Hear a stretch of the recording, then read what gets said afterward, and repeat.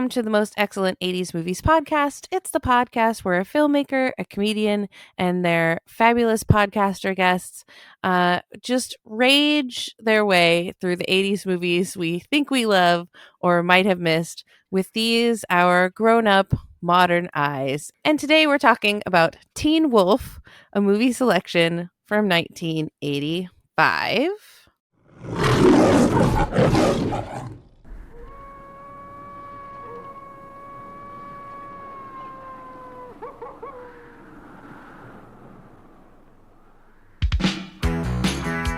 For Michael J. Fox, life hasn't been easy. Hello. Hi. I'm going through changes. His voice is changing. Give me a keg of beer. Is there anything wrong with me? He's got hair on his chest. He's stopped being a boy.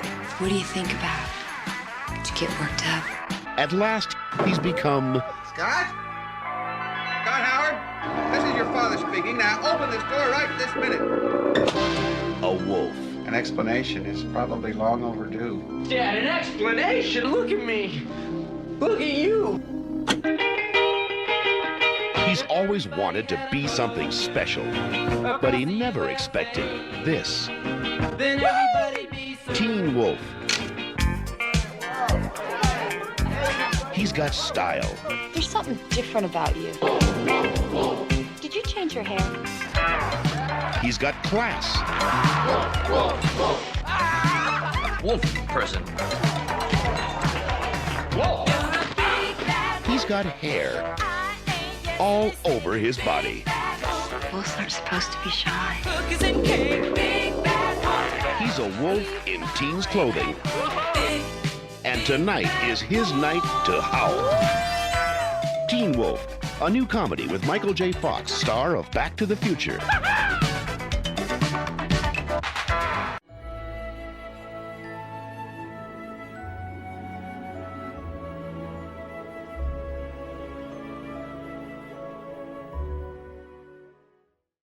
I am Krissy Lenz, a comedian and director of the Neighborhood Comedy Theater in downtown Mesa, Arizona. And hello, I'm Nathan Blackwell, independent filmmaker and a podcaster, apparently. Yeah. I think it's been 5 years. You're a podcaster, Nathan. I'm sorry to say. Okay, I shall now self-identify as a podcaster. Okay, cool.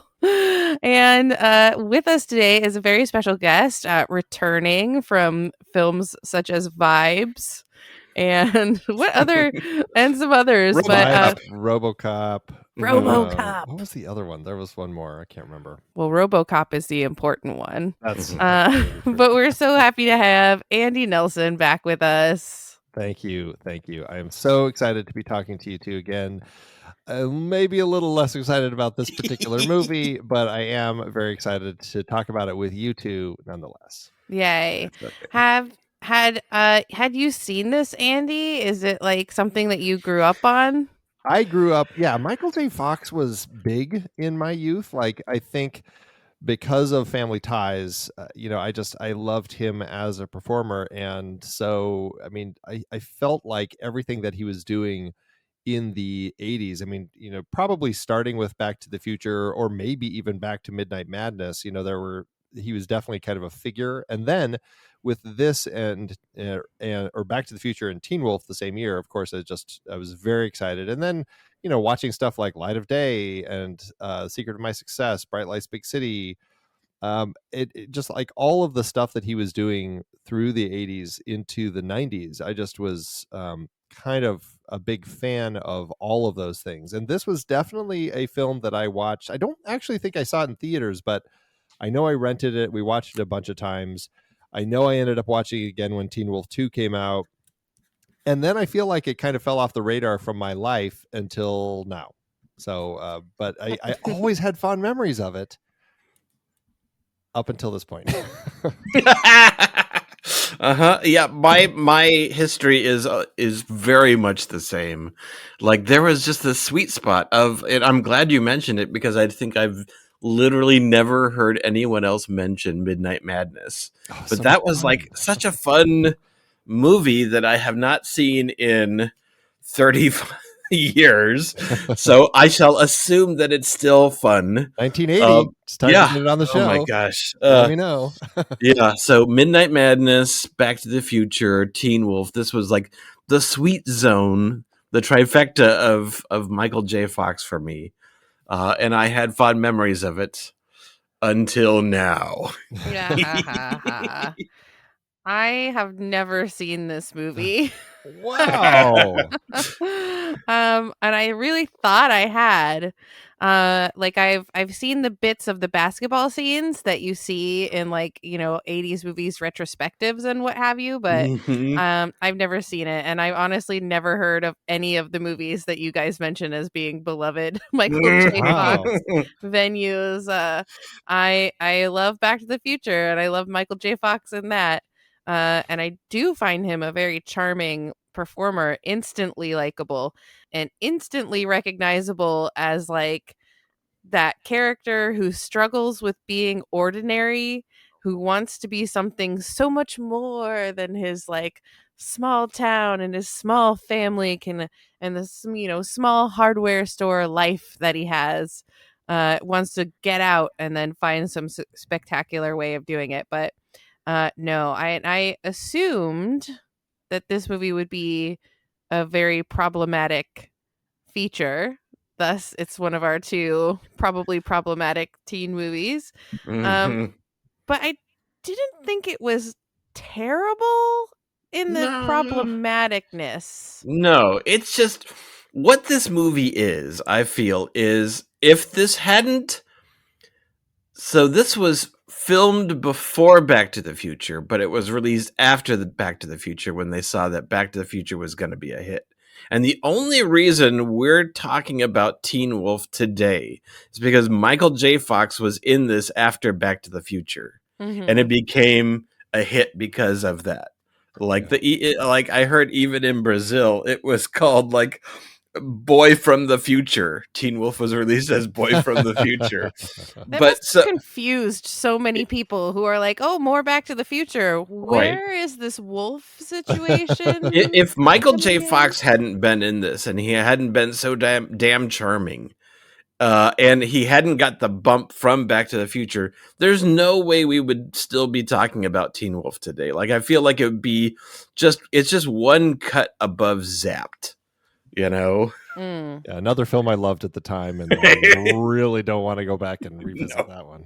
And I've never seen that one either. Boy. Thing about this movie that really surprised me is that it's about a teenage boy who's so whiny. It's about the whiniest teenage boy in the neighborhood finding out that he is a werewolf, that the condition is hereditary, and nobody caring about that. Yeah. Nobody caring at all about right. That's the one like fresh move this movie has, is where he comes out as a werewolf and it's not a big deal. And he becomes popular. Like that's the clip that they show. That's him as a werewolf playing basketball. And then that's all that movie history needs to have of this movie, and then the rest of the movie can get accidentally lost in time, like some other movies. Like that's the unique moment that Teen Wolf has. Because this is a basketball movie. It's a basketball movie, and it's not really an exciting basketball movie, but it's I've heard some people saying, well, there's this metaphorical level with that point in your life where you kind of go through puberty and stuff, and I'm like, well, they're not even doing that well. Like, right, they're not leaning into it. Right, if that was meant to be a metaphor in this story, it certainly isn't hitting. And I get it. Sure, he's kind of going through something, and it turns him hairier, and his voice gets a little deeper and stuff like that. But again, to your point, it's like nobody cares that he is this werewolf, and it's like that is such an interesting point of the world building that is never dealt with. And we should say his dad is a werewolf too, although he seems to have much more control over his wolfiness. And obviously it was a thing that had happened to his dad and the school principal. We kind of get this backstory of the two of them and how there had been this conflict back at that particular point in time. And so this community has known, at least certain people in this community have known about this werewolf problem in the neighborhood, but it's not something that anyone seems to care about. It's such a strange thing. It's so low temperature stakes, it's like there's not really a ton of consequences, about him exposing himself as a werewolf. It's not like there's world press, not like there's werewolf hunters. It's not like, modern day people are freaking out. It's very mid-level in terms of how people react. But I think that's something that could have added a fun twist to this movie, because he doesn't even deal with any of the, like, he seems not to deal with any werewolf hunger. Like, when he gets angry at first, he can't control it and he turns into a werewolf.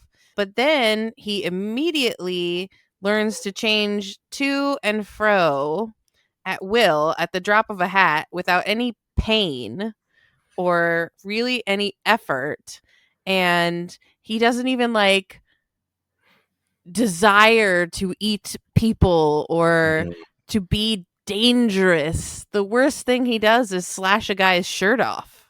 Yeah, and I feel like that moment could have. There's a lot of moments that I felt really dropped the ball in terms of how they were dramatized, know, and I feel like they probably got the best director that they had available, but even then it was kind of like there were so many moments where I felt like it was just the dramatization of that exact moment with the same script could have been a lot better, like so at the prom he should have wolfed out and just cut the dude up.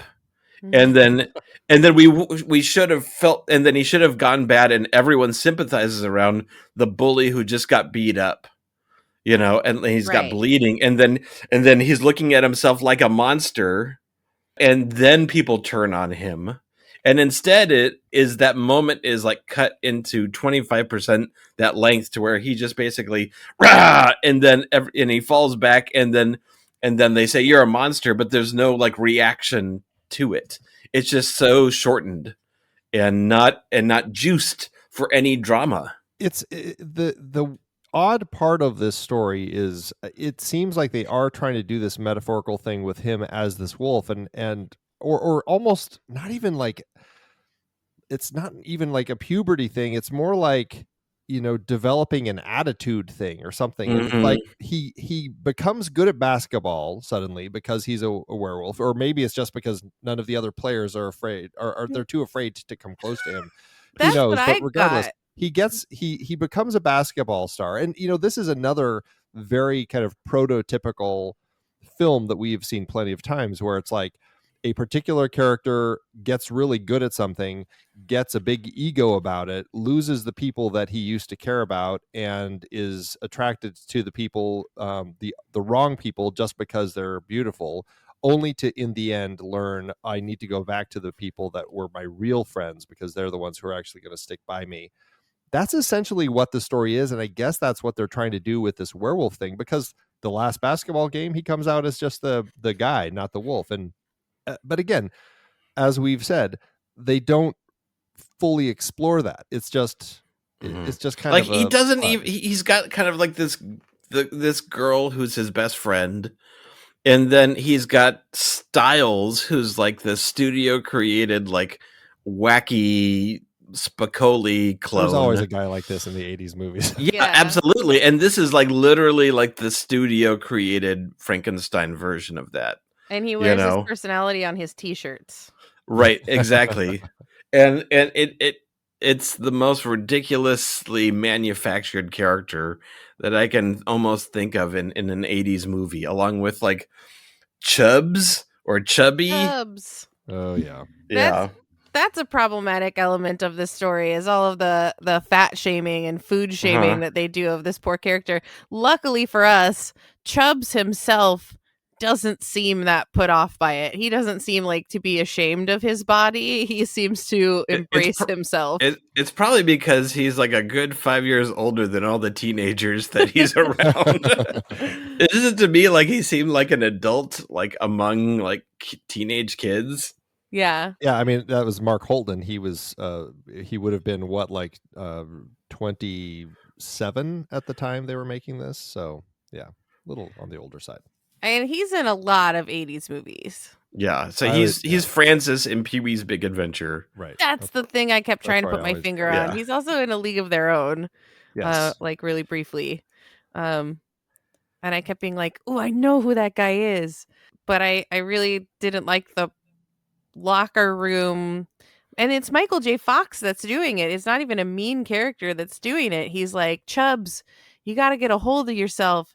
Your locker's full of liverwurst." And it's like, okay, that's a joke, but it's a kind of gross joke. And he's just like, "Leave me alone. I am who I am." And then it turns out he's good at basketball, which, like, the message must be, you just have to believe in yourself and you'll be good at basketball.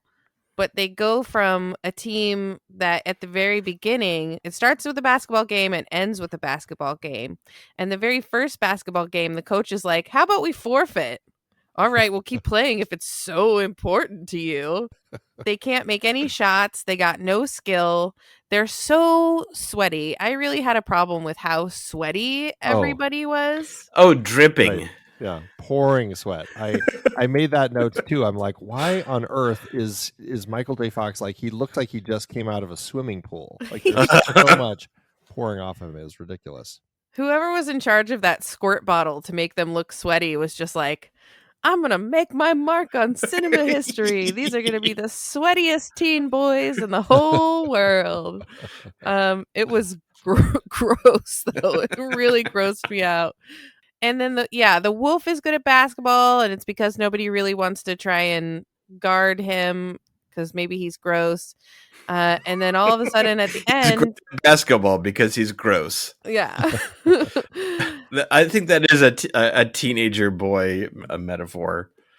Yeah, grossness. Yeah, equals skill.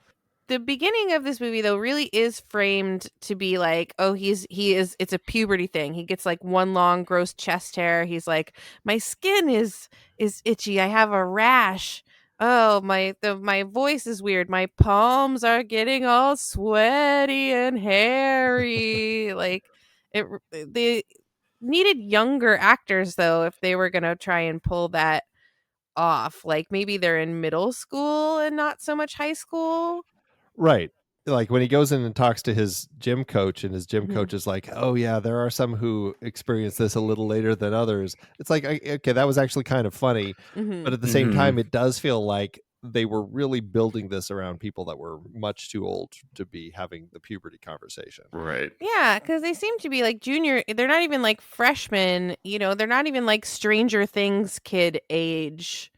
It felt like they were like seniors, because they're also, it's like they wanted to have it both ways, because they wanted it to be like a puberty thing, but they also wanted them to be having these raging keggers where they wanted it both ways with Styles too, because Styles seemed like a nerd, but then he is in control of the truth or dare at this drunk keg party. Of all of the games, like he is like the party master. It was like, I didn't think this guy was the cool guy, but maybe he's that person who kind of maneuvers through all the different cliques to be kind of that one focal point that people are okay with kind of guiding them along. But I didn't like, he seemed like such a loser that it would like, he'd pull up to people and be like, "Hey, how you doing today?" And they'd be like, "No, okay." He drives off. The problem with Styles is that he is a copy and paste character, that he is what the screenwriters or what the studio wants his function to be. So they want him to be the stoner who's looking for his stash. They want him to be the dork with the weird shirts that no one will talk to. They want him to be the crazy guy at the party who's like the charismatic center of everything, and he's ultimately all those things and never a person. Right. You know, he's a character by committee is what he is. Is that you've got like 30, 40-year-old studio executives who have now seen a dozen of these teenage movies and they want their own wacky version of it. Mm-hmm. Yeah, that element of him being like his buddy that he can go talk to, who also becomes the PR person. And he completely just drops off like towards the end of the movie. Like there's no like real building or connection. It's not like they have a heart-to-heart about it, you know, like really his only friend at the end is the girl. Boof. You know, right, whose name is Boof, who also is like a mishy-mashy character because she loves Michael J. Fox no matter what, whether and she's you know, like saying to him, hey, I like you. I like Scott. I like the boy within the wolf, not the wolf. So I'll go to the dance with you, the boy, but not the wolf. And yet she doesn't get mad at him when he is the wolf. Like, it seems like she should have turned her back on him at some point and been like, you got to get it under control. Like, if he had hurt the bully in their dust up, if he had like slashed him across the chest or something, then she could have been like, oh my God, you're out of control. You're not this animal. You're the boy I love. But that they never really have that moment. She just likes him the whole time. They seem like they're in a relationship because they're making out here, there, and everywhere. But at the same time, he's like, Boof, no, she's just the girl next door. She's just ordinary. I don't want to be ordinary. I don't want to be average. I want to date this girl who's in the play because she's not average, and I want to be good at basketball and not just average. And then he decides overnight that it's okay to be average as long as you win. Well, yeah, and that's the thing. Like, what is it saying? Being average or like being yourself, maybe, and I guess that's kind of what she's saying, because I mean, and this is where the whole any way you try to look at this as a metaphor runs into trouble, because like if it's a metaphor for puberty, then she's saying I'd rather hang out with the child version of you. I don't want to hang out with you as you get older, because you're that masculine side of you is too much, and I want to like stay a kid. Like there's a weird element there. Or is it like dealing with popularity, you know? And I guess that's the one that kind of makes it work, but that's where it becomes really messy, because it's like they never really pinpoint exactly the way they want this character to kind of be defined. And you know, there was another movie, and I can't remember what it is, that very much was a metaphor for girls going through puberty and having their first period, and it was called like The Shakes, or I can't remember what it is, but it was very metaphorical, but it was something where like every girl eventually like has this moment where they drop to the ground and they like have this seizure, and that is the point where suddenly like, oh, that you can't talk to them anymore. And it's this very metaphorical movie, but everybody's going through it. And then like if you're having this as this metaphor, it's like, well, why is he the only one who's going through this? Like it suddenly becomes this struggle where it's like this, it's metaphorically sloppy. It just it doesn't they can't figure out what they want this wolf to represent. Either that it was just unfocused in the writing, and it's like, oh well, let's just hint at it a bit here or hint at it a bit here, or it's like one of those things to where like it like reshoots pulled certain developments out of it, or I don't know, but it just feels so casual and never paid off. Yeah, I think. Right. What did you guys think of the wolf of it all? What did you think of his like look as a wolf? I thought the dad was quite cute. I love his dad. I just love him. Yeah, like the dad and the coach are and Michael J. Fox are actually the most likable characters, like the dad is such a like suburban like dad bod version of a werewolf. It's he's very all like fluffy and white. It's very Lon Chaney Jr. like werewolf. Well, and they play it up where it's like, what I like about these werewolves as opposed to like horror movie werewolves, where the person really kind of transforms into a very wolf-like body and they're running on all fours and stuff. This is very much, as you just said, kind of that Lon Chaney Wolfman, where it's like you look like a man who's just kind of turned into a wolf, like you're hairier, but you're basically yourself. Right. And that's something I really do actually like about this. And I mean, I loved it in the, this came out at the right time. So I was still watching the animated series that they had, and Teen Wolf 2, as terrible as that one was, I still enjoyed it. But I liked that there was this sense of these wolves being kind of just like hairy people with fangs. Right. Like their skeleton hasn't like broken right. and ripped apart. It's just really like more cartilage and hair. Yeah. Right.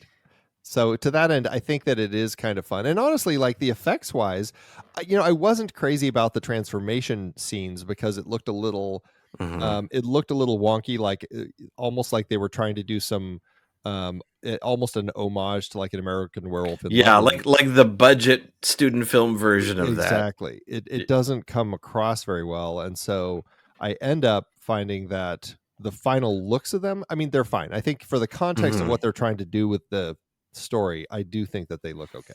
Yeah, I agree. And I agree too that they're just people with hair, because they don't have any like hungers or like desires to eat people, or he doesn't even become more horny than he was before. Like he's horny to start out with, and then he becomes a werewolf and he's like the same level of horny, because when the girl of his dreams is seducing him openly, he's like, "Oh, hey, whoa, what are you doing?" He's not like, "Wolf, attack. Right. This is what I dreamed of." Yeah, there's not enough downsides to it. There's not enough it's I feel absolutely like he should be more emotional. He should be more horny.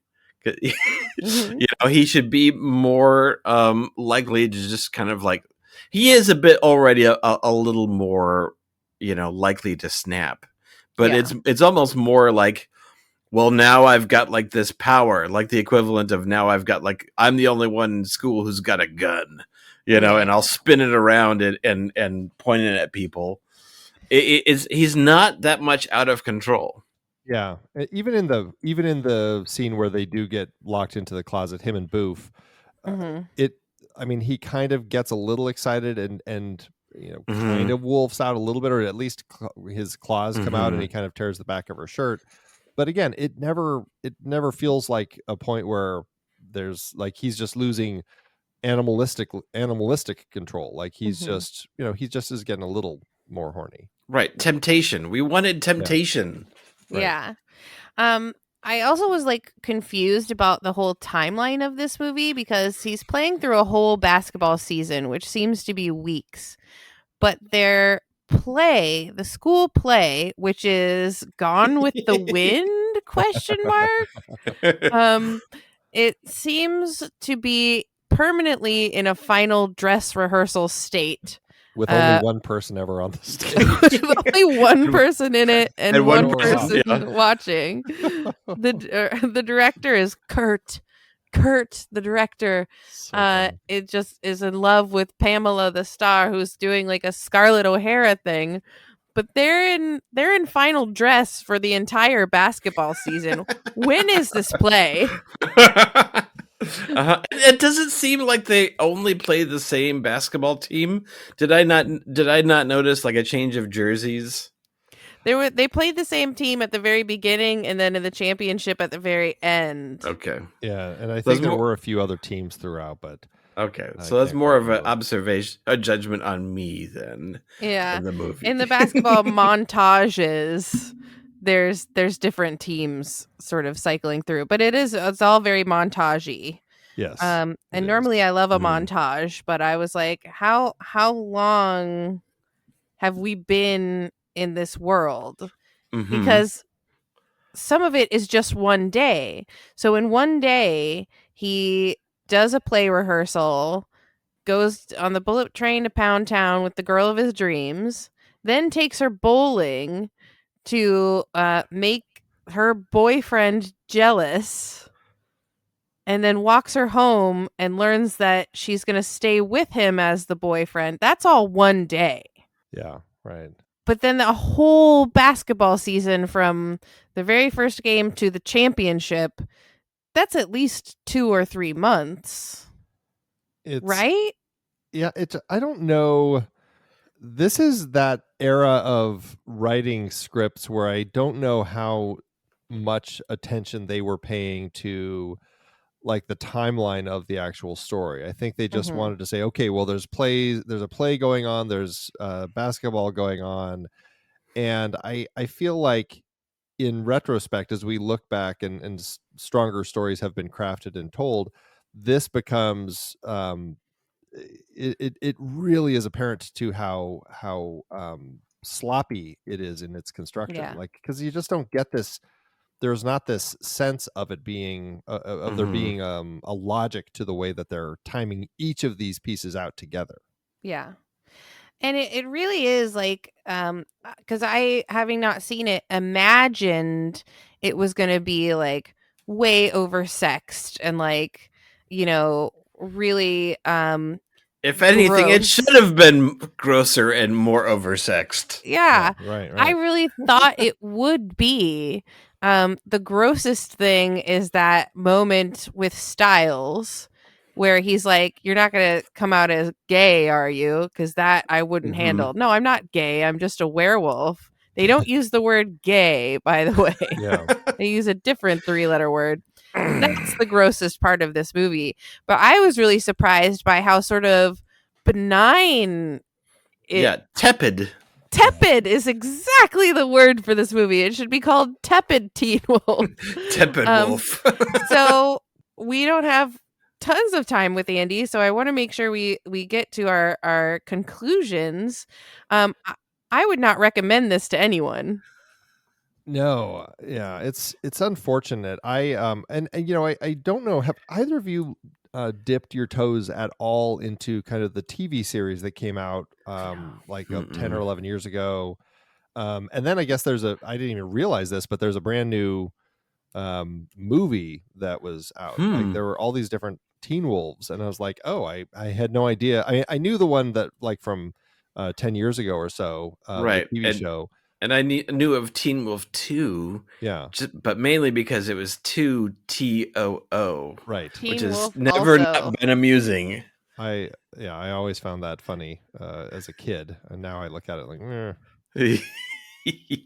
But I bet those MTV ones are the brand of horny we're looking for. Yeah, they just looked really Twilighty, which was not my zone. Yeah, because then the new movie is it's like Scott later in life, is my understanding, and so that's why I was like, I wonder. But it sounds like I when I searched for Teen Wolf and this new one popped up, I was like, oh, this sounds more in line with what I would have wanted to actually be watching, because it sounds like Scott, there's an ancient evil that has popped out, and Scott has to get all of his friends to reunite and fight whatever this ancient evil is. I'm like, well, that sounds like the horror movie, like the werewolf horror movie that I'd actually be more interested in. Same. So, yeah, I'd be into that, or any exploration at all that there's other supernatural things, and to deal with the existential nature of there being two natured people in this ordinary world. It looks like the movie is the same guy as the TV show. Oh, okay. So maybe that's following him later as he's grown up. So that's actually like a follow up to the TV show. Right. Cool. Okay. Interesting. The MTV version. Yeah. No, I have no experience with that, but I bet it's serving us more of what we're asking for that this movie did not deliver. I gotta say, well, I mean, we talked about the coach and the dad and Scott himself, like being the three things we liked. The coach probably ended up being my favorite thing coming out of it, which probably didn't hold true at all when I was a kid. but he was so funny, and I didn't realize who he was, but he's Jay Tarsis, who had been a writer on things like the Muppets, The Great Muppet Caper, and Muppets Take Manhattan. And so, yeah, and because I was like, who is this guy who's getting like the special and credit and featuring Jay Tarsis as Coach, whatever his name, Coach Finstock. But the one of the funniest things that he said is like, there are 3 rules that I live by: never get less than 12 hours sleep, never play cards with a guy who has the same first name as a city, never get involved with a woman with a tattoo of a dagger on her body. Now you stick to that, and everything else is cream cheese. I'm like, okay, everything else is cream cheese. If I get nothing else out of this movie, at least I have that now. That was probably my favorite thing of this entire movie. Yeah, he was so good, just in terms of how little he cared as a coach. Yes, it was so good. As a coach, as a mentor, he was very nonchalant, but I loved him, and that cream cheese line was absolutely the best because it had nothing to do with what he was asking him at the time either. So, like, how do you rate this movie on a scale of 1 teenage werewolf surfing on top of a minivan to and we didn't even talk about, like, I was just thinking of, like, you know, like the worst, like, things that a teenager can do, like a stunt to show how cool they are, that then if anyone ever replicates them, then they will 100% die. 100%. Like the 2 worst that I can think of are both Michael J. Fox movies. Like, so that we basically someone surfing on the top of a van, which they do twice in this movie. Yeah. And then Back to the Future, which was someone on a skateboard grabbing onto cars. Yes. Like, those are the, if anyone ever tries to do those things, that they will get killed. They will die. And I was actually curious about that when we were watching this film, because, you know, we see Jerry Levine, or Levine, I'm not sure how to say his name, but we see him doing it first. And I was watching, I'm like, it looks like he's really up there. And when Michael J. Fox was up there, like, it's him in the makeup, but you can see he has bare feet. It's not like he has something that is holding him in place. And I'm like, I mean, even if they were doing this and the van was on, you know, a picture rig, it still seemed like they're potentially putting young people's lives at risk by filming this. I was a little surprised. I would be curious to hear some backstage stories of the production of this to see how safe they actually were. Yeah, I agree with that for sure. Because I'm sure at least a handful of kids died trying to surf the waves on top of their parents' minivans. Yeah. But 10 teenagers on top of a minivan is, of course, the best. So, how many out of 10 do you give this movie, Andy? You know, I think there are still moments that I like with the coach and his line. And, you know, I think the makeup, I like the relationship with the father and son. I just feel like on the whole, there's so many things that just end up making this fall short. It feels dated. It feels, it just feels cheap in a lot of ways, other than, you know, the makeup and stuff. And so I'm probably going to go five people on top of a van for this one. 5 out of 10. Okay, I think that's fair. What do you think, Nathan? I'm really vacillating, and it's like, how low do I because again, you know, there are things to enjoy, but for the most part it is largely joyless. Yeah, you know, I think I'm gonna give it like a 3.5. Wow. You're putting half a person on top of it? Yeah, I'm going to put half of a person on the van. It's a middle schooler. It's 3 regular teens and a middle schooler. Who's actually going I was going to give it a 4, but you guys, this whole podcast really talked me down. And I don't feel like it deserves a 3. Like, I don't hate it. It's just joyless. It's like one of those movies that you're watching and you want more for it. You really are rooting for it to be better. Yeah, I wanted more for Michael J. Fox to do. Yeah. I think this is really just the case of a you know, that the only reason, like I said before, that we're talking about this is because of Michael J. Fox. and what he brings to it. And otherwise, this would have been pretty forgettable. Well, and because obviously there was something about it that tapped into some consciousness, because I mean, it was enough to spur on a show and a movie that are still, it still is a story that people are, interested in. So I find that interesting. I could definitely see that there's a couple of movies that are cherished that were not very good, but had a really good concept. And I'm glad that there are remakes of it, because I think that there is a lot of room for developing the idea into something bigger. Yeah. And I think, this is one of them for sure. Yeah. I'm going to go ahead and give it a 4, Nathan, because I liked the coach and I liked Boof, and I wanted more for them too. I just wanted more for everybody. But it was, it was pretty bland. It was pretty mild. It was like the white bread of these types of movies. And what about a deep cut recommendation? I found it really hard to recommend something because I didn't get any sense of anything out of it, so it was really hard for me. But did you come up with a good one, Andy? Well, and you specifically were talking about monster movies, because initially I was like, well, if I'm going to have somebody watch this, I'm then going to have them watch The Secret of My Success with Michael J. Fox. Which I actually just rewatched also just after this, just to say, is it as bad as Teen Wolf is, or was it actually still good? And it definitely is still good. I laughed my butt off. I had such a great time. Aunt Vera was just the best. The whole thing was a fun movie. So that would be my non-monster movie pick. If I'm going with a monster movie, just to kind of stay in the era, I probably would go with something that it's not my favorite thing, but I know a lot of people do enjoy it. And I think it is actually playing around with the monster genre in a fun way for younger audiences. And that's Monster Squad. Nathan and I talked about that a little bit as being a possible pick. So I think that's a good one. I think that it's an interesting one to see how they're playing with some of those tropes in a modern way. Wolfman's Got Nards is just basically the siren song of a whole generation of people, for sure. Indeed.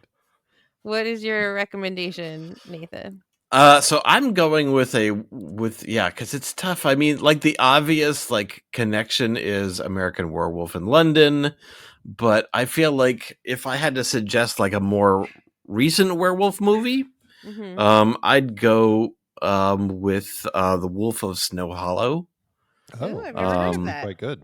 Yeah. So that's more. Cummings, right? Yeah. So Jim Cummings, who did Thunder Road, and recently The Beta Test, he's basically like an indie film champion and role model. He did The Wolf of Snow Hollow, so it's really in all of his movies, he plays a professional, in this case, like a cop who's having a nervous breakdown, while he also has a murder investigation that everyone in town is positive that it's a werewolf. This is a modern day thing. All the clues are showing werewolf. And so he is both flipping out that it's not a werewolf and also basically disintegrating as a person himself as he's investigating it. So is it a comedy? It is a thriller with comedy. Yeah, it's hard for him not to throw comedy in because he's such a funny guy. Yeah, there's a lot of fun. Thunder Road is a similar one where he's having a kind of a breakdown after the death of his mother, and dealing with his family. But it's so funny. It is so funny. So it's dealing with grief and kind of collapsing of his career as a police officer. But that sounds great. Yeah. I love that. Great recommendation. Yeah.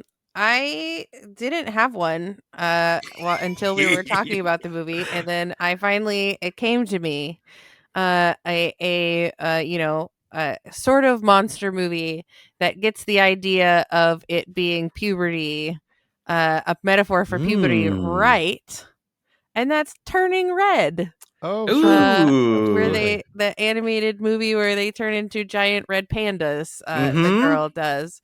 And it is more of a junior high thing, but she too becomes very popular once people realize that she turns into a giant fuzzy red panda. That's a really good connection. Yeah. And I didn't come up with it until Andy said something about the puberty metaphor. So you get credit for it too, Andy. Excellent. So tell us, Andy Nelson, where can people find your other cool podcasts and support all of the many exciting things that you do? Thank you. Yeah, no, I'm over at True Story FM Entertainment Podcast Network. We have a number of podcasts over there. I do The Next Reel with Pete. He and I have been doing that show for, we're in our 13th year right now. It's been cranking forever, or 12th year. Anyway, 2011 is when we started. So whatever that is, I guess 12 plus years. And Marvel Movie Minute, where we're breaking down the films of the MCU 1 minute at a time. And you can find both of those over at truestory.fm or thenextreel.com or marvelmovieminute.com. Yay. Awesome. So excited about this next Marvel Movie Minute. We can't wait to be on it as guests. It's going to be fun. Yeah, we're talking about the Avengers. So yeah, certainly a lot of things to discuss. So many things to say about that. Where can people find you, Nathan, and all of your filmmaking endeavors? So if you want to follow the film that I've been working on, it's playing at the Phoenix Film Festival. I don't know when this episode comes out, like but 2 at weeks. Okay, great. So if you're in Phoenix, it's going to be playing at the Phoenix Film Festival. The times haven't been released yet, but that is the end of March. I think it's going to play 2 or 3 times. But yeah, I would check. So the movie is the last movie ever made. So you can check us out on Facebook or Instagram. We'll be posting the times there. And so that if you're interested in checking that out and you're in town, I'll be there in person too. So come say hi.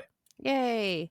And you can find me at the Neighborhood Comedy Theater, The Place, and at NCT Phoenix online. You can find out more about the podcast also at truestory.fm. That's where we live now too. And on the Instagrams at Most Excellent Pod. Thank you so much for listening and for coming all the way to the end with us. We want to know what you thought about Teen Wolf 2, because I think not Teen Wolf 2, but Teen Wolf as well. We also want to know what you thought of Teen Wolf, not what you thought of Teen Wolf 2. Oh boy, it gets confusing. So please, drop us a line, like us, rate us, review us, send us a message on the Facebooks. And while you're out there in the world, wolfing out and winning basketball games, be sure to keep the most excellent podcast motto, the most excellent 80s movies podcast motto in mind. Be excellent to each other and party on, dudes. Yay.